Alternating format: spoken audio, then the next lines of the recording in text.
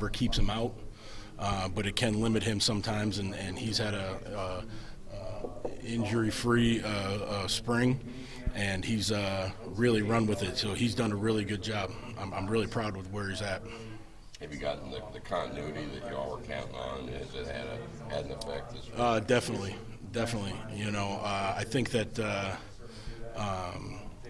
these guys are putting themselves in the position to take a huge jump post-spring. You know, there's a lot of things that you can gain in a summer when they're just doing my O-line school where the seniors run it. I was telling them just after practice today, if you think about where they've come from this time last year, you know, I felt like after spring we left with about 2 tools in our toolbox. And right now we got one of those big, huge chests that, you know, you roll into your garage and it's got everything imaginable. They've got it in their toolbox. Yesterday I did a little exercise with them in my individual meeting where I ran the tape and I had them out loud coach themselves and talk the coaching points, and good and bad. And the point I was trying to make is that they know everything that they're supposed to do. They know what needs to be done. They know the calls. They know the footwork. They know the techniques, the schemes, all those things. And so they did not know that last year. And so they're going to be able to make a huge jump because they don't need to come to me and say, what do I need to work on? They just verbalized it all yesterday, you know. What about Yelta in particular? What have you seen him do in terms of confidence and improvements? He's playing with a lot of confidence. You can see just in everyday meetings and on the field, you know, you really see his personality come through, and he's got a great personality. And I think at times last year his personality didn't really shine through because he was frustrated with you know, his technique and sometimes where and what he was supposed to be doing. So he is extremely confident right now. He's playing at a very, very high level, a winning SEC level, and that's always good to have when you got you know, obviously Frank at center, and then you know you're going to get what you're going to get out of our guards, and that's really, really good. So Merrick is a kid that came in highly recruited, really hadn't played much. What's kept him from playing, and what's he done to kind of improve here late in spring? He's had one heck of a spring. I mean, it looks like a completely different guy. I think that if you ask Jalen that question, he'd tell you the same thing that I'm going to tell you, is that since I've been here up until this spring, he was very inconsistent. And then he'd have a week where he'd play really well, and I'd give him an opportunity in practice, and he turned it down type of mentality where he just, you know, just something mentally or something physically. He has not had that this spring. You know, there's still some technique stuff that he needs to push through and fight through and get done. But, man, he's moving quick. He's playing, you know, he's got some natural power to him.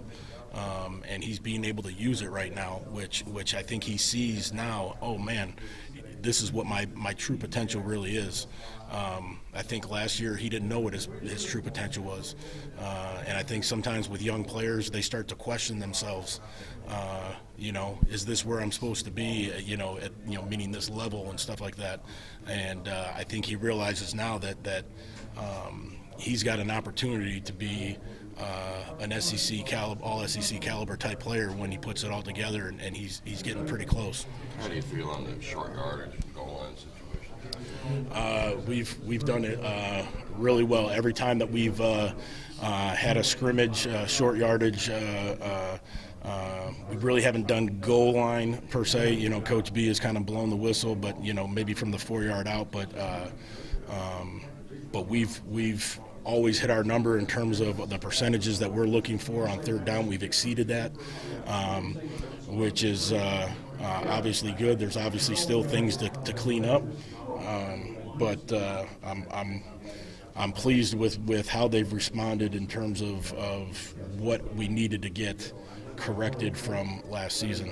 through 14 practices, how would you say that the three true freshmen have either met or fallen short of exceeded expectations? I think they've exceeded expectations. I mean, you're talking about three freshmen. I mean, these guys should be getting ready to go to their senior prom, you know, and they've been here. They've worked extremely hard. They're three very conscientious kids. They're very smart. They work hard at it, and they have made huge strides this spring.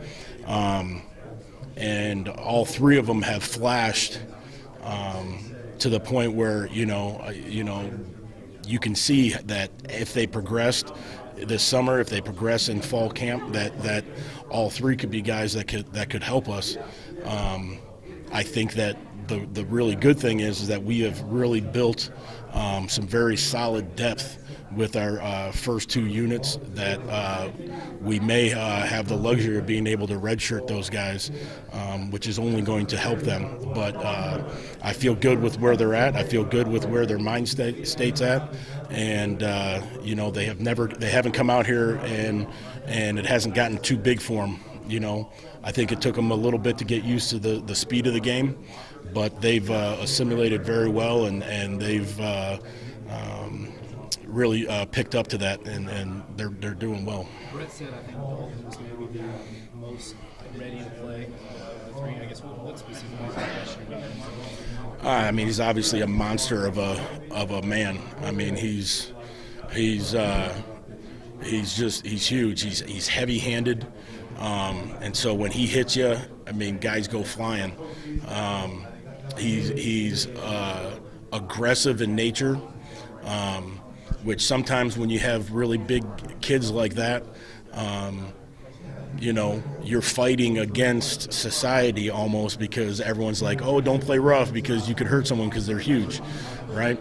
And I think his parents, obviously his dad being a former college ball player himself, his older brother being a college ball player, and that, I think obviously they did a great job in letting him be him, and so he's got an aggressive nature for such a massive man, which is good. Now it's about fine-tuning his technique, his footwork, his eye progression, and an overall understanding of what we're trying to do conceptually. What three positions are they all playing? Dalton Wagner's played right tackle. I tinkered around with him last practice, a little bit at right guard, just to restrict some of the space and see how he would do in there.